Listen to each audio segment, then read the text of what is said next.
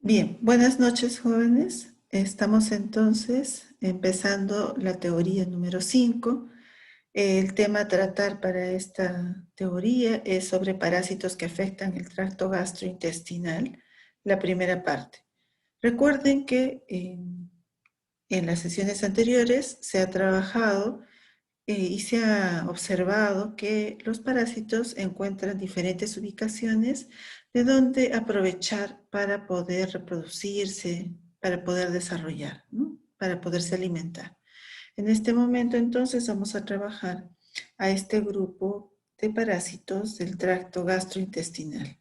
El índice de esta sesión teórica es hablar sobre los coccidios, un nuevo grupo de protozoarios parásitos diferentes a los que se han estado hablando, y a un flagelado, el más representativo parásito del hombre, que es Giardia lamblia.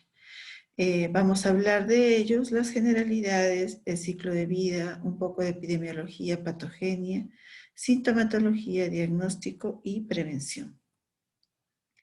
Entonces, ¿qué son estos coccidios intestinales? Este nuevo grupo de parásitos del cual les estamos hablando nosotros pertenece al dominio Eukarya dentro de su taxonomía, dentro de la clasificación, al reino protista, el superfilo alveolata, el filo apicomplexa, la clase Conaidacida, subclase Coccidia, y hay 4 especies representativas que afectan al ser humano.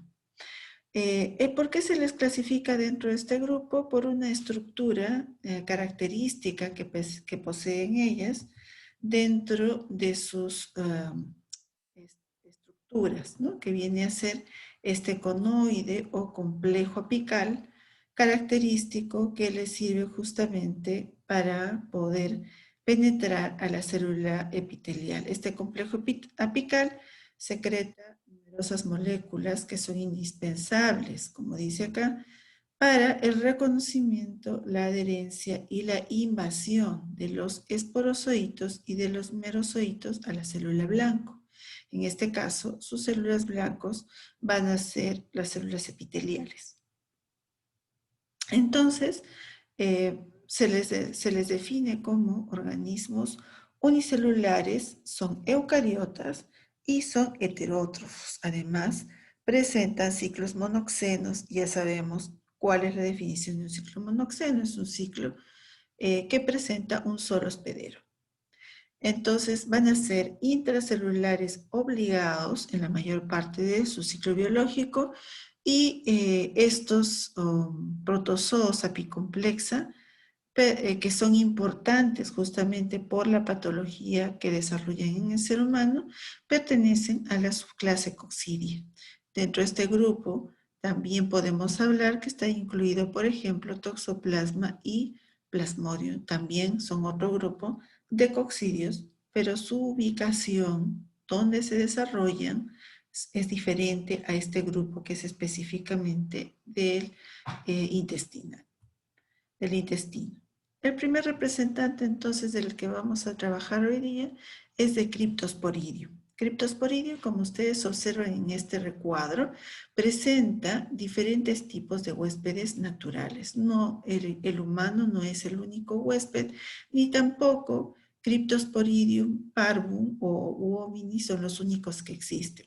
Ustedes están viendo aquí el Cryptosporidium meleagridis, que está en aves, en mamíferos y en el humano, el Cryptosporidium serpentis, que se encuentra en reptiles, el muris en ratones, el nasorum en peces, etc. Entonces, las especies, cada una de estas especies de Cryptosporidium tienen sus huéspedes naturales. La enfermedad entonces que produce va a ser la criptosporidiosis, y los agentes causales de enfermedad en el ser humano son Cryptosporidium hominis y Cryptosporidium parvum. La primera descripción de este parásito data de 1976 por NIM y colaboradores, y su distribución geográfica es normal. es considerada una enfermedad reemergente o emergente debido a la presencia de pacientes inmunocomprometidos en los que la patología se hace más severa. Normalmente en los inmunocompetentes, este tipo de enfermedad pues es autolimitada, ¿no? Por las defensas que existen, el paciente va a, digamos, a defenderse y puede desaparecer sin ningún tipo de tratamiento este tipo de parasitosis. La vía de infección va a ser oral y más o menos requiere para poderse infectar una persona entre 100 y 130 ooquistes. Entonces aquí ya vamos hablando de un estadio infectante diferente al que hemos hablado en sesiones anteriores.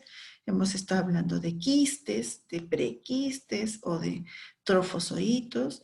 En este sentido, los coccidios, el estadio que poseen, se le denomina ooquiste.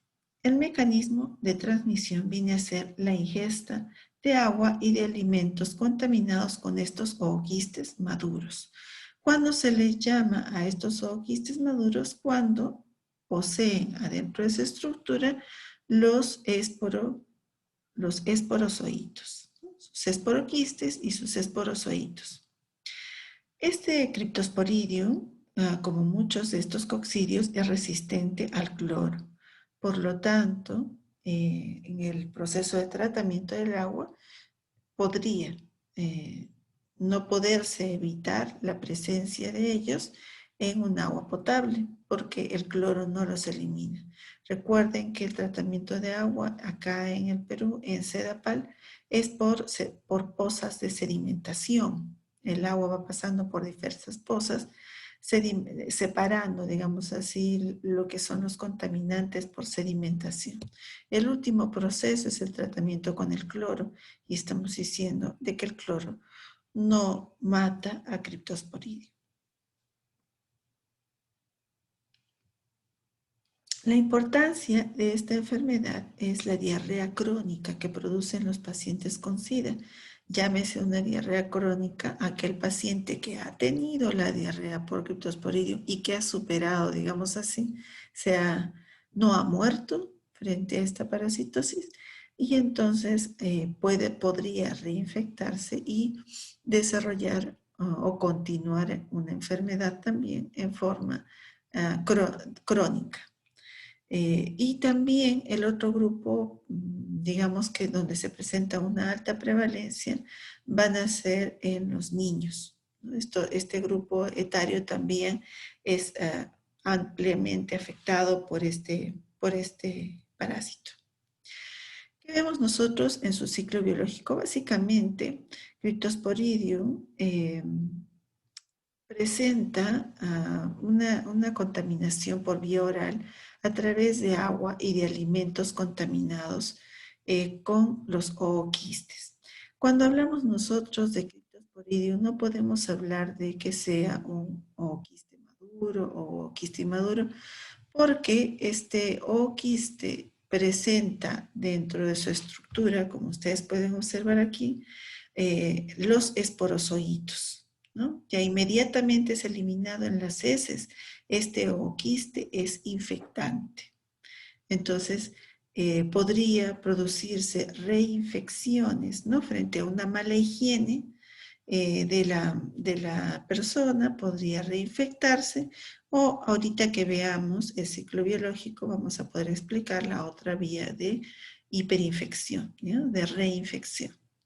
El principal mecanismo de daño de este parásito es que se va a adherir, penetra a la célula intestinal, al epitelio intestinal, se multiplica y va a producir la ruptura de estos enterocitos. ¿De acuerdo? Entonces, este es un poco el mecanismo del daño que va a provocar, y de ahí que se puede hablar de la sintomatología que vamos a hablar en un momento. Los ooquistes de Cryptosporidium tienen un tamaño característico, una medida permanente que nos puede ayudar en el diagnóstico, en la diferenciación con los otros coccidios, específicamente con Cyclospora, para poder identificarlo en el la observación al microscopio óptico. Entonces, vamos a ver nosotros que estos ooquistes son inmediatamente infectantes y son considerados el estadio de infectante y también estadio de diagnóstico, ¿no? Adentro de estos ooquistes vamos a poder observar 4 esporozoitos. Entonces, cuando vemos aquí el ciclo biológico, habíamos dicho, la infección se desarrolla por el consumo de alimentos o la toma de agua contaminada con estos ooquistes maduros que pueden estar, o quistes infectantes que van a estar en estas superficies, en el agua o en los alimentos, que van a ser consumidos por la persona, la cual va a desarrollar la enfermedad eliminando ooquistes de pared gruesa en las heces hacia el medio externo. Recuerden, como todo organismo de resistencia, va a presentar una cubierta quística para que le ayude a resistir a las condiciones medioambientales, ¿verdad? Igual se habló para el caso de amebas. El estadio de quiste es el estadio de resistencia. Entonces aquí nosotros estamos viendo el ciclo biológico, ¿verdad? Estamos hablando acá de que los ooquistes de cáscara gruesa que se encuentran o que son eliminados por el ser humano, es eliminado a través de las heces y en el medio ambiente puede contaminar agua y alimentos. Entonces, aquí empezamos con este ooquiste de pared gruesa que es eliminado en las heces, el cual, a ser ingerido por el ser humano, va a liberar sus esporozoitos. Estos esporozoitos van a ingresar dentro del epitelio intestinal. Recuerden que son organismos obligatorios, ¿no? de ingresar dentro del epitelio, básicamente solamente en la zona apical de estas células epiteliales, van a formar una vacuola parasitófora, ¿verdad? Dentro de este epitelio, en la vacuola se va a empezar la división de esos esporozoitos que van a finalmente a reventar, ¿no? A soltar más de estos esporozoitos en un proceso denominado merogonia, y luego van a transformarse en trofozoitos que nuevamente van a ingresar dentro del epitelio intestinal. Este es uno de los ciclos. Entonces, este meronte tipo 1 va a producir alrededor de 6 a 8 merozoitos que nuevamente pueden infectar el epitelio intestinal. Luego se van a producir otro tipo de merontes, los merontes tipo 2, que poseen 4 merozoitos. Estos 4 merozoitos se van a liberar y se van a transformar en macro y microgametocitos. Por eso es que hablamos de una reproducción asexual, ¿no? Que se realiza en esta zona a través de la formación del meronte tipo 1, y una reproducción sexual donde el meronte tipo 2 se transforma en macrogametocitos y microgametocitos. Estos de acá realizan la reproducción sexual para dar lugar al cigoto. Este cigoto es considerado o va a dar lugar a un ooquiste de pared delgada. Estos ooquistes de pared delgada pueden dar lugar a lo que se llama la autoinfección interna. Entonces, cuando ellos maduran y desarrollan los esporozoitos, estos esporozoitos también pueden ingresar a realizar nuevamente el ciclo de invasión en el epitelio intestinal. ¿De acuerdo? Entonces, no se olviden, tienen un ciclo asexual y un ciclo sexual donde existen ya los representantes hembra y macho de este parásito. En cuanto a la epidemiología de Cryptosporidium, estamos hablando de que en el mundo existe una frecuencia de un 50% de casos de coccidiosis intestinal, pero ha tomado importancia a raíz de la aparición de esta enfermedad del SIDA. Y obviamente también de cualquier otro paciente que se encuentre inmunocomprometido. Y también habíamos dicho que la otra población de riesgo eran los niños, ¿no? Los niños menores de 2 años. Entonces, la distribución a nivel mundial, ¿no? La distribución a nivel mundial se presenta justamente el número de casos, digamos que alto, en los que se presentan con el color rojo, y aquí está justamente el Perú, ¿no? Brasil, Venezuela, Colombia, Ecuador, estas zonas de África y cierta parte de Europa. Y América Central, ¿no? América Central. Entonces, estamos hablando de una distribución mundial en mayor proporción o en menor proporción si se presentan casos de criptosporidium. Las tasas que pueden haber en pacientes inmunocompetentes o infectados con VIH van a variar, ¿no? De acuerdo a la zona donde se encuentren estas infecciones. En el Perú las proporciones son variables de acuerdo a la ubicación, ¿no? En Lima es el de 7,6% y 3,7 y 1,9 es en el resto del Perú.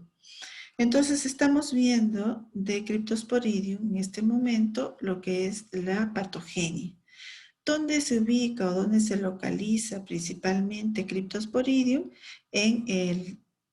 Disculpen, en el intestino delgado, principalmente a nivel del yeyuno, ¿no?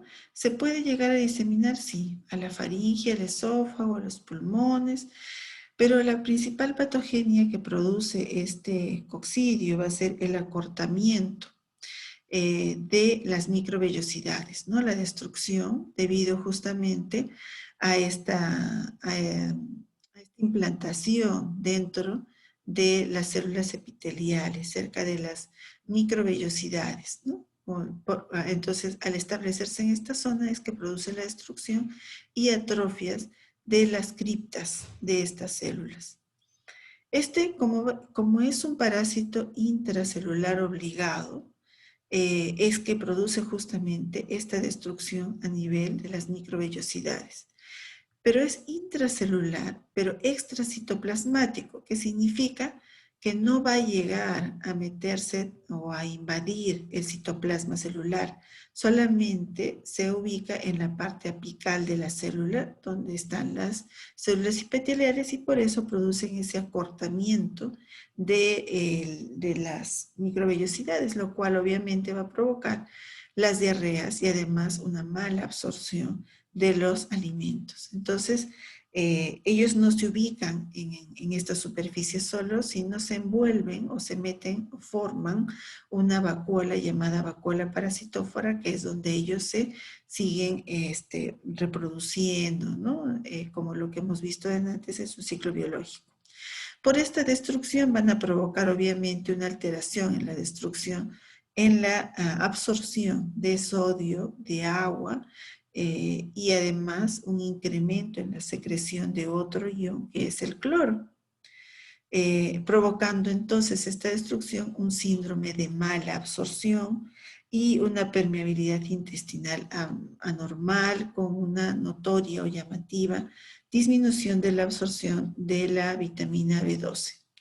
La sintomatología va a variar dependiendo del tipo de paciente y en este caso los inmunocompetentes, habíamos dicho, producen una enfermedad autolimitada que más o menos va a durar entre 2 y 14 días, pero en algunos casos podría prolongarse hasta el mes.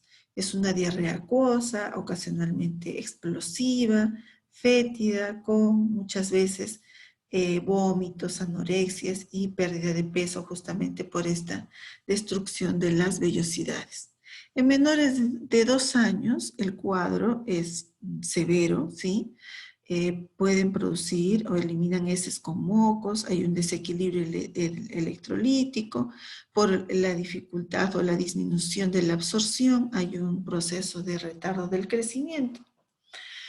En las personas inmunocomprometidas, los pacientes con VIH o aquellos que están esperando trasplantes de órganos, existe una pérdida de alrededor de 25 litros en 24 horas. Por lo tanto, este parásito lo que va a provocar es una deshidratación intensa, puede provocar un choque hipovolémico, hipovolémico, como se le puede también conocer, y muy probablemente, o en muchos de los casos, también la muerte. Los pacientes con VIH usualmente no mueren por el mismo virus, sino mueren por las enfermedades que les causa la disminución de estas defensas producto de la misma enfermedad, ¿no? Entonces, también por causa de parásitos, los pacientes con la enfermedad con SIDA podrían fallecer. Entonces, aquellos pacientes inmunocomprometidos o inmunodeprimidos que logren salvarse de este tipo de enfermedades, lo más probable es que puedan desarrollar una diarrea crónica intermitente, o sea que crónicamente cada cierto tiempo, con alguna periodicidad, vuelve a darle la diarrea causada por Cryptosporidium. Este tipo de infección puede permanecer más o menos hasta 30 días. ¿Cómo vamos a realizar el diagnóstico? Hay una prueba que le llamamos el gold estándar, del cual también ya hemos hablado en la práctica de métodos de diagnóstico. Este método es la de alcohol ácido resistente modificada o tinción de Kim-Jones, también conocida como la de Sil-Nielsen modificada, porque se sigue un procedimiento especial. Ustedes seguramente han escuchado hablar en microbiología de la tensión de Sil-Nielsen. Es utilizada para la identificación de micobacterium. Para el caso de que alguien desee colorear Mycobacterium, se hacen los mismos pasos. Generalmente se fija la muestra, luego agarramos y le ponemos la fucsina fenicada. La fucsina se flamea, ¿no? con mecherito de alcohol, elimina unos vapores, unas 3 veces de eliminación de vapores, y luego se enjuaga. Luego de eso se le coloca el alcohol acetona. El alcohol acetona lo que hace es decolorar la muestra para que no esté tan oscura y solamente pueda resaltarse lo que se coloree en el color fucsia del colorante. Luego de eso se vuelve a enjuagar, se lava el alcohol y se le echa el azul de metileno, que es el colorante de contraste. Entonces, tal cual ustedes están escuchando, este procedimiento se realiza para los coccidios. La diferencia es que no se somete al calor. ¿Por qué se somete al calor a Mycobacterium tuberculosis? Porque tiene una gruesa capa de ácido graso, ácido micólico, y esa grasa impide que el colorante pueda ingresar. Entonces, en el caso de los coccidios no existe esa gruesa capa de grasa que se necesita eliminar y por lo tanto no se va a someter al calor una muestra de heces para investigar la presencia de coccidios. Esta prueba es bastante buena, muy sensible, altamente específica. Pero también hay otras pruebas, ¿no? Estamos viendo acá que el ELISA puede llegar a tener entre 83 al 95% de sensibilidad para el diagnóstico de Cryptosporidium. La inmunofluorescencia también es una prueba. Como ustedes observan, lo que permite la inmunofluorescencia es poder ver la composición fluorescente del mismo parásito frente a un fondo oscuro y para poder confirmar que realmente es este parásito, ¿no? Es este coccidio. PCR, la biopsia también son otros de los métodos de diagnóstico utilizados. Como ustedes observan, este de acá es el método de Sil-Nielsen, o de alcohol ácido resistente. Estamos viendo los ooquistes fucsia y el fondo del resto del área de la lámina en color celeste azul por el azul de metileno.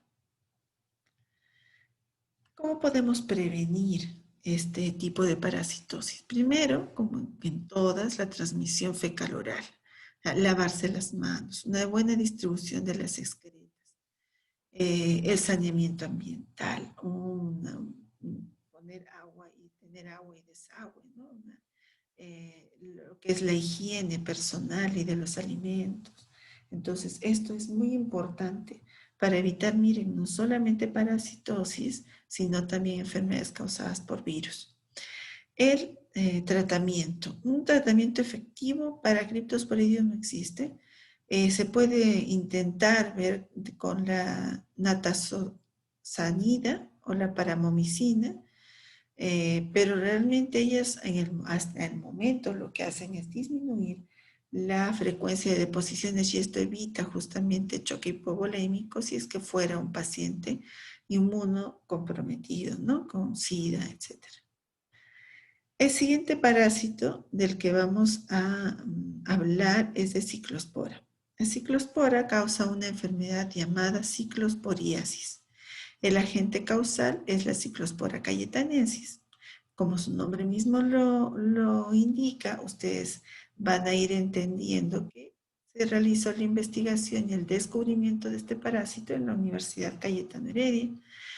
La primera descripción la realizó Ortega y colaboradores en el año 1993 y después de eso se siguieron varias investigaciones relacionadas a ella para saber sobre todo si tenía algún reservorio o hospedero intermediario, ¿verdad? Estamos viendo que Cryptosporidium, por ejemplo, es monoxeno porque todo su ciclo lo hace tal vez en el hombre o solamente en el cuy o solamente las otras especies de ciclospora estamos hablando, ¿verdad?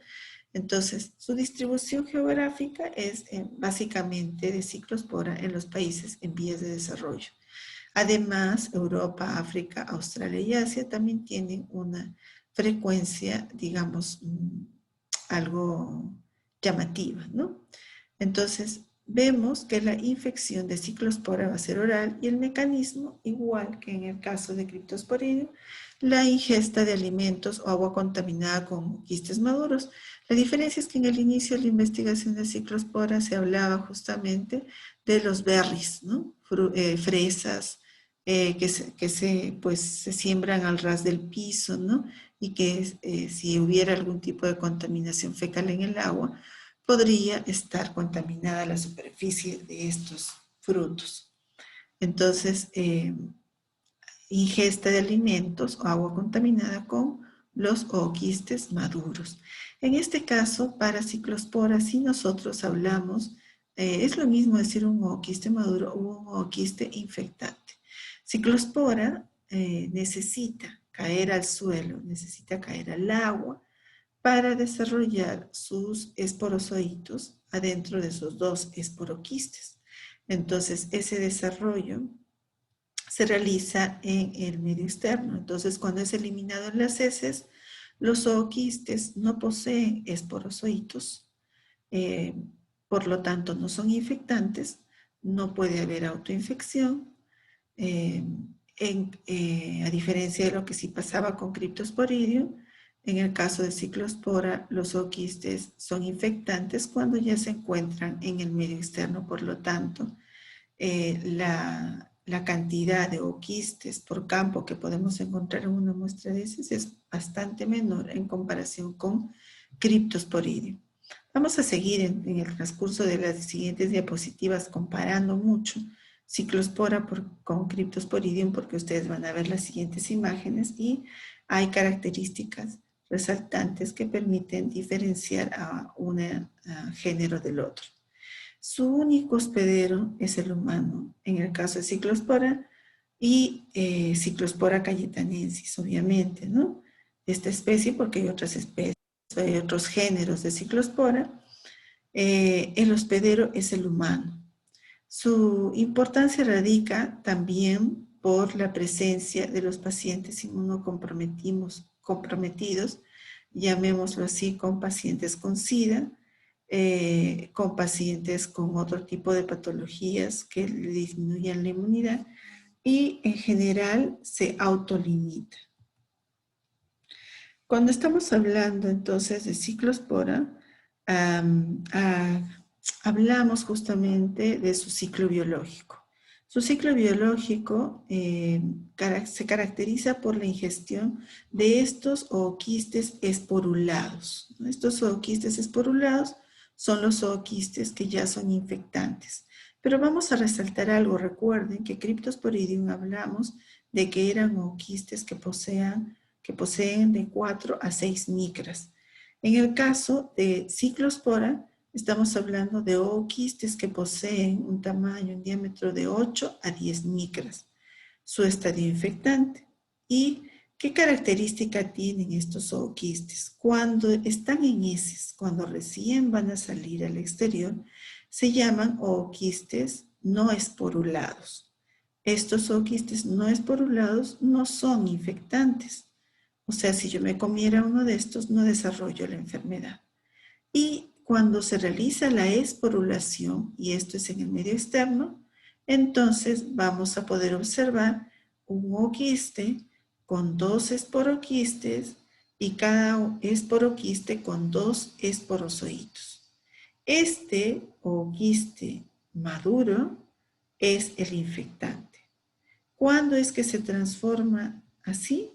Cuando se encuentra ya en el medio ambiente, cuando encuentra plantas pequeñas como la albahaca o las frambuesas que puede contaminar, o si no hay un buen tratamiento del agua, también se puede encontrar en el agua.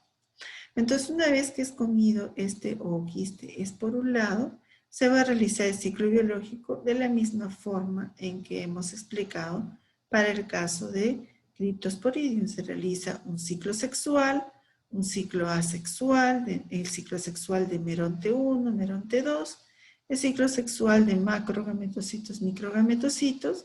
La diferencia es que Ciclospora no produce los ooquistes de cáscara delgada, por lo tanto no hay autoinfección.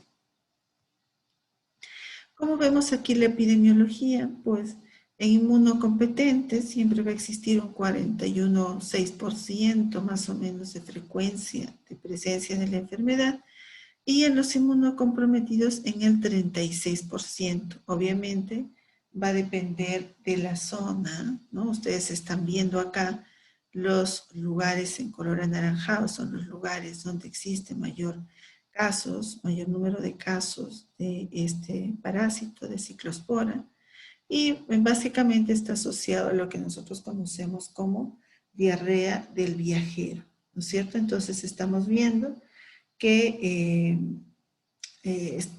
aquí existe un 75% de casos en América, solo un 12%, un 12,2% en el Asia, en Europa 10,2% y en Australia solo el 2%. La distribución entonces, como ustedes están viendo acá, las de color anaranjado vienen a ser las zonas endémicas de ciclospora. Los casos de infección, o sea, luego del viaje que se han producido luego de haber viajado probablemente a estas ciudades endémicas, es en color verde, y aquellos que adquirieron durante el viaje la enfermedad son los que se presentan en color amarillo. ¿Cuál es la patogenia? Igualmente es un parásito intracelular obligado, y entonces se va a ubicar en las células del intestino delgado, principalmente en la zona del duodeno, ¿no? En las células epiteliales. Podría diseminarse en un caso de pacientes inmunocomprometidos, se puede diseminar hacia la zona de las vísceras, específicamente la vía biliar. Y esta destrucción del epitelio intestinal, ellos se presentan en la superficie de este epitelio, ¿no? Produciendo el aplanamiento y atrofia de estas vellosidades, ¿no? Hiperplasia de las criptas, y por lo tanto se va a producir una absorción anormal de silosa y de azúcar, inclusive esencial para la nutrición del ser humano. La sintomatología también igualmente va a variar. Puede provocar una diarrea acuosa con baja de peso, dolor, fiebre, mialgia, Otras manifestaciones pueden causar fatiga, vómitos, anorexia y sobre todo la pérdida de peso en aquellos pacientes inmunocomprometidos. La diarrea va a ser de intensidad variable, en promedio se presentan de 5 a 7 deposiciones al día, pero todo va a depender del inóculo o de la cantidad de estos o quistes que la persona pueda haberse comido. Entonces, la duración del cuadro es en alrededor de unos 14 días y, sin embargo, dependiendo de la persona, podría demorar un poco más en resolverse la enfermedad. ¿Cuál es el diagnóstico y cuáles son los métodos de prevención? En el caso del diagnóstico, la técnica GOLD estándar viene a ser esta tinción alcohol ácido resistente, también conocida como Ziel-Nielsen, también conocida como de Kim-Jong, el PCR, las biopsias intestinales también. Aquí estamos viendo la coloración de Ziel-Nielsen modificada, ¿no? Ya les había explicado por qué se llama modificada, pero también esta de acá viene a ser el diagnóstico por inmunofluorescencia. ¿Cómo podemos evitar contagiarnos con este parásito? Haciendo métodos de prevención, ¿verdad? La prevención es, por ejemplo, evitar, ¿no? Prevención, lavarse las manos, evita la transmisión fecal-oral, ¿no? Y ocupas el baño y te lavas las manos luego para no contagiar los alimentos que luego puedas llevarte a la boca. Un saneamiento ambiental significa que las personas pues, puedan tener sus casas con agua y desagüe, que les ayude a tener una buena higiene personal, una buena fuente de abasto en caso no se pueda lo anterior, y de todas maneras lavar muy bien los alimentos para poderlos consumir. La tercera de las especies de la que vamos a hablar es Schistosospora. Schistosospora, antes llamada Isospora belli, fue reclasificada, ya saben ustedes, por los nuevos estudios a nivel del ARN, y por eso fue ubicada en el grupo de las cistoisósporas. Producen la enfermedad cistoisosporosis.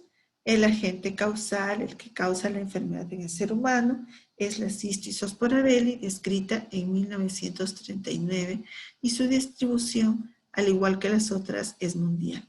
Estamos viendo, y en las muestras de heces podríamos encontrarlas, dos tipos de ooquistes. Ooquistes no esporulados o inmaduros y los ooquistes esporulados u ooquistes maduros. Entonces, un ooquiste no esporulado es un ooquiste que no es infectante, al igual que hemos estado viendo en los otros casos de los coccidios. Y en este caso, Schistosospora posee un ooquiste que va a desarrollar igualmente dos esporoquistes y adentro posee 4 esporozoitos cada esporoquiste. Entonces, de esta forma es realmente un protozoario grande. En una muestra en fresco se puede llegar a observar sin ningún inconveniente estas estructuras. La vía de infección es oral, el mecanismo de transmisión es la ingesta de alimentos o de agua contaminada con estos ooquistes maduros, entonces, o quistes esporulados. Entonces, es lo mismo que sucede en el caso de ciclospora. Este parásito necesita llegar al medio ambiente para desarrollar y madurar su estadio infectante que posee estos esporoquistes, ¿no? Pero existe algún tipo de excepción. En los pacientes inmunocomprometidos que ya tienen la enfermedad, que ya tienen el SIDA, estos parásitos, si los infectan, ya habíamos mencionado que podrían matarlos, pero además, cuando los infectan, ellos pueden evolucionar como si vivieran en vida libre porque no hay esa cantidad de anticuerpos, de defensas que puedan defendernos de la enfermedad. Y por lo tanto, dentro de una persona inmunocomprometida, podría los parásitos cumplir su ciclo biológico, ¿no? Entonces, por eso es que se pueden encontrar muestras de heces con los dos estadios parasitarios, digámoslo así, de estos coccidios. Se pueden encontrar ooquistes no esporulados y ooquistes esporulados. La vía de infección de cistizospora es la oral y el mecanismo, como estábamos hablando, el consumo de alimentos contaminados con los ooquistes maduros, los ooquistes esporulados de cistizospora, pero también esta transmisión podría ser a través de una transmisión sexual por relaciones oral, ¿no? Relaciones sexuales orales anales. El hospedero único, por eso tiene un ciclo monoxénico, viene a ser el ser humano. Su importancia es porque provoca una diarrea crónica en pacientes con SIDA y también, igual que los otros coccidios, están en una alta incidencia en los niños. Ustedes pueden observar estas imágenes que ven acá, son justamente de un ooquiste inmaduro y un ooquiste maduro en una muestra en fresco, ¿no? Producto probablemente de un método directo simple. Y si ustedes observan, realmente son ooquistes de un tamaño regular, ¿no? Que se pueden llegar a observar a 40x de aumento parcial. El ciclo biológico entonces implica, igual que en el caso de Cryptosporidium y de Ciclospora, este ooquiste maduro, esporulado, ingresa con los alimentos o el agua. La persona lo que va a eliminar son esos ooquistes maduros en heces, y estos ooquistes maduros van a realizar lo que hemos descrito antes, una reproducción asexual con sus merontes tipo 1 y una reproducción sexual, ¿no? Con la presencia de microgametos y de macrogametos en la superficie intestinal, ¿verdad? No hay aquí la formación de ningún ooquiste con, digamos así, capacidad de infectar nuevamente a una persona si es que no ha madurado o ha desarrollado sus correspondientes esporoquistes y esporozoitos.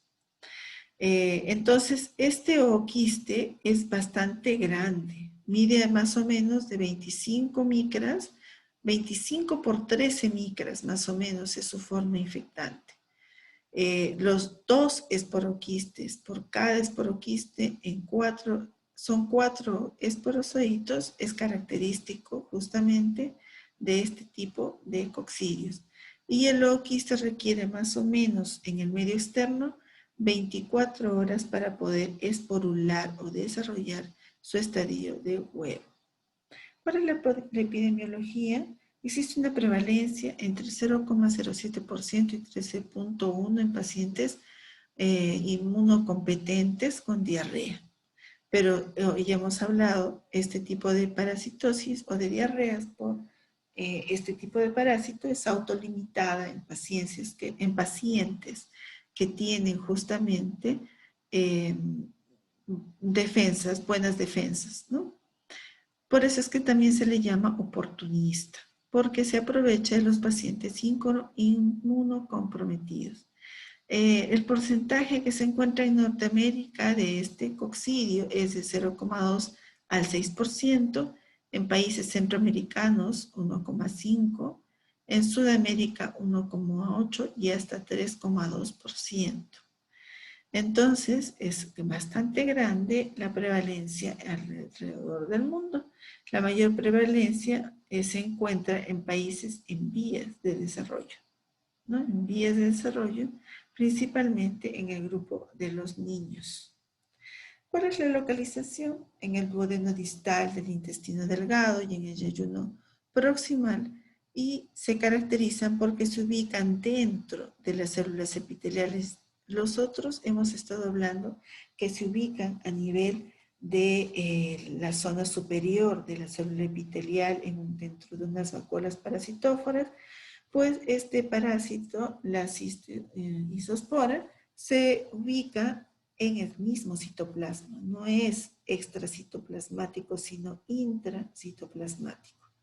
Entonces, cuando se localiza en esa zona de la célula epitelial, el único fin, digamos así, o la única razón de estar ahí es la destrucción de la célula. Entonces, la invasión, luego de este cambio de ubicación, podría lograrse para llegar a ser una lámina propia, para poder llegar a invadir la lámina propia y pasar a través de ella hacia el intestino grueso.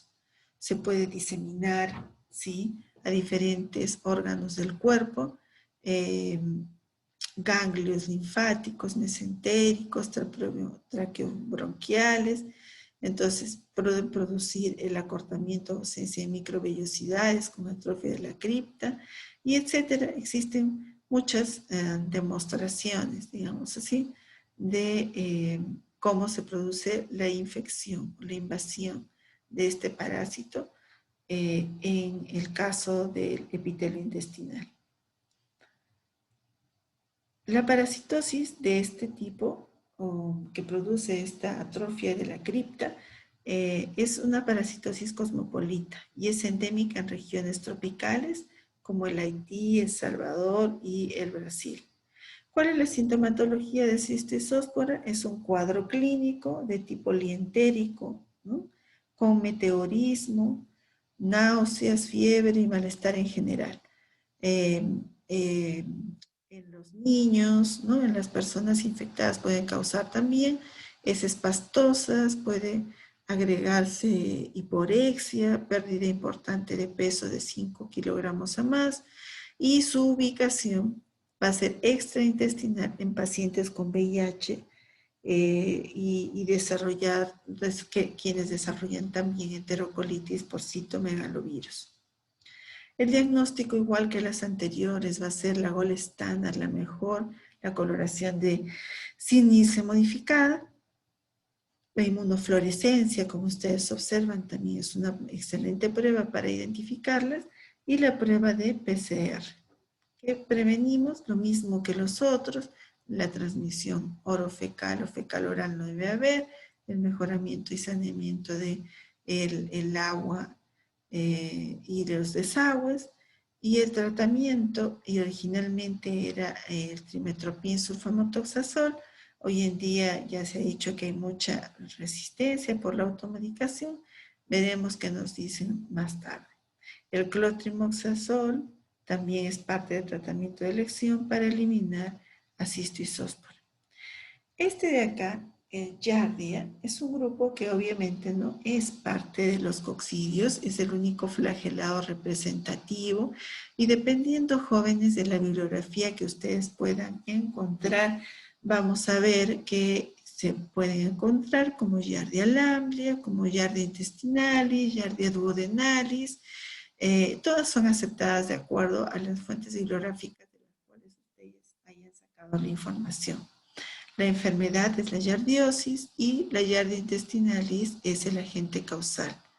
El primero quien describió estos animáculos que se movían frente a sus ojos fue Anton van Leeuwenhoek en 1681. Entonces, hay que tener siempre precaución de saber básicamente en dónde está la distribución geográfica de este parásito, y es a nivel mundial, ¿no?, desde los trópicos hasta el Ártico, tal cual. Y siempre va a ser por vía oral también, igualmente por alimentos contaminados o por nuestras propias manos contaminadas con los huevos del parásito. Con los quistes del parásito. Entonces, el mecanismo va a ser la ingesta de alimentos o agua contaminada justamente con los quistes de Giardia. ¿Cuáles son los estadios evolutivos que vienen a ser de diagnóstico? En este caso, en general, los que presenta Yardia va a ser el trofozoito y el quiste, mientras el trofozoito es la estructura que se reproduce, el quiste es la de resistencia, que es la que va a ayudar a reinfectar, ¿no? O a infectar a otra persona con ese mismo parásito. El hospedero entonces es el humano, y existen varios otros animales importantes, perros, castores, ratas, que son hospederos del, o sea, que son reservorios, ¿no?, de este parásito. La importancia es en los pacientes con VIH, porque en general los inmunocompetentes es autolimitado también igualmente. La transmisión de animales a humanos siempre va a ser posible, pero la patogenicidad de las cepas de origen animal es incierta. La duración puede variar de pocos días a varios meses, causando baja de peso, sobre todo en las personas que están afectadas con este parásito. ¿Cuál es su ciclo biológico? Como las anteriores, va a ser el consumo de agua y alimentos contaminados. Recordemos que el estadio infectante viene a ser el quiste, ¿no? Ustedes están viendo acá este quiste que tiene una doble membrana, su exostilo, sus 4 núcleos con su cariosoma excéntrico, que son consumidos por el ser humano, ¿verdad? Y una vez que están ya listos para salir, cuando están dentro del cuerpo, lo que hacen es recibir alimentación de su hospedero para que se puedan desarrollar y dividir, ¿no? Como ustedes están viendo, la yardia tiene un cuerpo cóncavo, y estas estructuras que tiene acá se les denomina discos suctorios. Cada estructura tiene su propio núcleo, ¿no? A diferencia de los quistes, que poseen 4 núcleos, este solamente posee 2 con sus respectivos, digámoslo así, cariosomas. Y el proceso de la reproducción de esta yardia hasta transformarse nuevamente a otro quiste. Entonces, el estadio de diagnóstico de esta parasitosis, ¿cuáles son los estadios de diagnóstico? Van a ser los dos, tanto el quiste como el trofozoito, porque ambos se podrían encontrar en una muestra fresca, recién emitida de un paciente sospechoso. ¿Cuál es la epidemiología de este parásito? Pues es una distribución mundial, ¿no? De mayor incidencia en aquellas regiones tropicales y subtropicales. Es muy frecuente en niños pequeños, en niños menores o preescolares, en Asia, África y América Latina. Alrededor de 200 millones de personas padecen esta enfermedad. Entonces, en el Perú está entre 15 y 18%. 17,8% en costa, 15,4% en la sierra, 5,5% en la selva. La patogenia es esta de acá, involucra la adherencia, ¿no?, del trofozoito al epitelio, que causa justamente una presión negativa, ¿no?, ya que este parásito es cóncavo, que funciona como, es un disco suctor, ¿no?, que funciona como una fuerza hidrodinámica para sujetarse al horario establecido, ¿no? Para sujetarse a la superficie establecida. Presenta ciertas proteínas especiales en este disco que le permiten esta acción, lo cual va a provocar una irritación en la pared de los hospederos. Entonces va a producir una irritación de tipo catarral con daño a los enterocitos, malabsorción, atrofia. Entonces esto básicamente es porque tiene se tiene que saber todo esto para poder observar la presencia de la enfermedad y diagnosticarla y tratarla a tiempo. Muy bien, entonces la sintomatología. La forma aguda también se le conoce como duodenitis, diarrea, esteatorrea, dolor abdominal, náuseas y vómitos. Puede tener cualquiera de estos síntomas. En una forma crónica, el síndrome de mala absorción intestinal es más llamativo, es más grande, ¿no? Por la patología que produce, porque produce la alteración del ritmo en la defecación, un bloqueo de la absorción de nutrientes, una mala absorción de azúcares. Por eso es que las personas con diarrea bajan mucho, mucho de peso, y podrían ser responsables de este método, ¿no? Este método de diagnóstico. Y la forma asintomática, que va a ser autolimitada, ¿no? Como todos los casos. Entonces, ¿cómo se realiza el diagnóstico? Utilizando heces, un examen coproparasitológico, o también, como he visto en el libro de Becerril, coproparasitoscópico, viene a ser lo mismo, utilizando un método directo, un examen seriado de las heces, un examen de contenido duodenal en el cual se utiliza un trabajo o un tubaje duodenal, la cuerda encapsulada, etc. Entonces es importante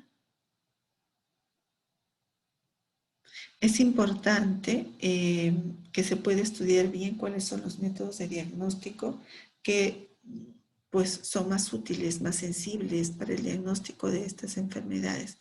Otro examen es el del contenido duodenal, tubaje duodenal o cuerda encapsulada, ¿no? Esta se trata de una cápsula blanda que tiene adentro un tamaño preestablecido ya, de pabilo, el cual cuando la persona se lo traga, tiene que tomar por 3 a 4 horas de agua para que a la cuerda se fijen estos trofozoitos y que al sacarlos se pueda raspar y encontrar las muestras eh, que se están investigando, ¿no? Las otras pruebas vienen a ser el ELISA, la IFI, el PCR, pero este último es de muy, muy, muy alto costo. Los exámenes más invasivos que se pueden realizar para este diagnóstico sería el sondeo duodenal, porque que podría utilizarse, aunque sea algo más caro, ¿no? O difícil, también puede ser un método de diagnóstico a utilizar. Yarde también se puede cultivar básicamente para hacer trabajos de investigación, y también se puede diagnosticar justamente con las pruebas de PCR, ¿verdad? Pero específicamente para esta situación, los métodos y el cultivo va a depender mucho de lo que nosotros querramos trabajar, ¿no? Con Yardi. ¿Cuál es la prevención? Como en todos los casos, la prevención va a ser el lavado de manos, purificar o mejorar el suministro de agua potable, ¿no? Que incluya la cloración y la filtración, una buena disposición de las excretas también, el consejo hacia los viajeros de las áreas endémicas que eviten los alimentos crudos, ¿no? O que pudieran haber sido cultivados, lavados, etc. Hervir el agua con por lo menos 1 minuto y la eliminación de heces en forma adecuada. Entonces, estas son las características de lo que es la prevención, jóvenes. Esto es todo en cuanto teníamos que mencionarles relacionado a lo que es la teoría número 5. Les dejo aquí las fuentes bibliográficas que puedan ustedes necesitar para absolver por completo sus dudas, cualquier cosa. Estamos dispuestas a sus dudas al correo indicado en la primera diapositiva.